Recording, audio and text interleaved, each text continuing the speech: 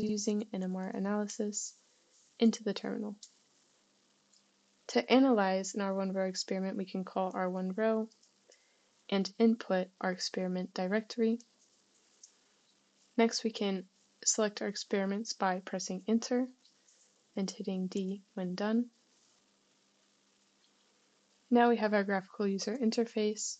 We can click and drag to zoom in on our peak, and we can also drag this window to choose our peak position.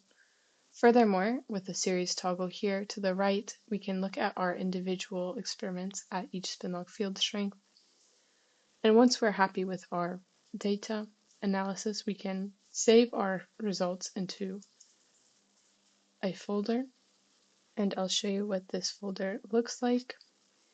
So in the results folder, we'll have a few files here. Importantly, we have our raw R1rho values from exponential fits at each spin-lock field strength in this dispersion point CSV.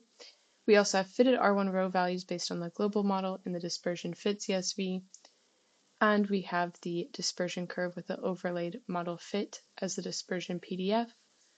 And all of these intensity files that you see here are related to the exponential fits at each spin-lock field strength. And finally, for easy reference, we have our results file that importantly has our exchange rate.